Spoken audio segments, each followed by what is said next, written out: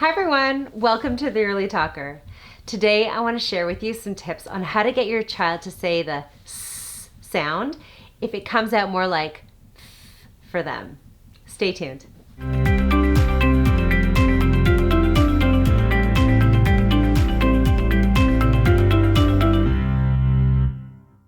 So I call the S sound the silly snake sound. And we want to make sure that we have our lips, our teeth, and our tongue all in the right placement. So our mouth, our lips, is going to be in a big smile, a nice, wide, tight smile. Our teeth are going to be closed, and you want the tongue behind your teeth. So you can tell the kids, keep your tongue behind your teeth, or keep that little snake in its cage. Don't let your tongue come out. And then we're going to tell them to blow the air slowly out of the front of their mouth like this. And if you see the tongue stick out a little bit, we say, oh, the snake got out of the cage, put it back inside, close your teeth, and blow the air out slowly and quietly. We want to make sure that our voice is turned off for this sound. So we have voiced sounds and voiceless sounds. So the S is a voiceless sound. There's no vibrating coming from the voice box. And a sound like Z is the same sound, but we turn on our voice. So you can actually feel the difference if you put your hand on your throat and you say S or Z. For that second sound, the Z, you turn on your voice box and it causes that vibration. So we don't want that for the S sound. So again, our lips are in a big tight smile, our teeth are together, and the tongue is inside the mouth. And then we tell the kids to blow out slowly like the quiet, silly snake sound. So once you've taught your child how to actually produce the sound, you want to make sure that they can tell which sound is the right one.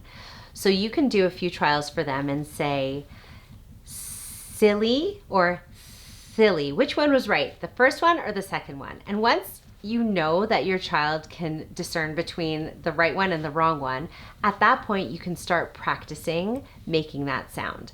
So have them imitate, use those verbal cues to have a big smile, blow the air out softly through the front of your teeth, and keep your teeth together.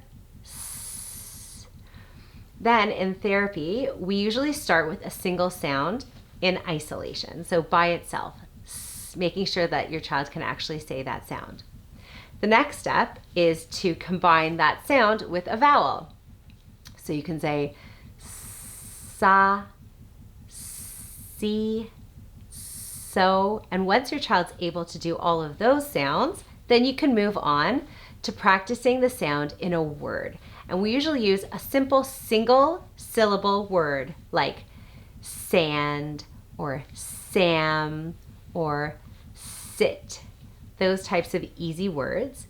And what you want to keep in mind is the feedback that you give your child is really important. So if you tell your child, good job, every time that they try it, even the ones that sound like fit, if you tell them good job when they say fit instead of sit, then you're reinforcing that TH sound. And you actually want it, you can tell them that that was a good try, but let's try it again. But you really want to reinforce the correct production. So if they say sit, you can tell them, oh, quickly put the snake back in the cage, keep your teeth together, big smile, and let's push the air out gently through the front of our teeth. Have them try it again in just the sound, and then you can try it again. Sit, and they'll try it again. Sit. Good job. I really like that sound that you made. It was so clear.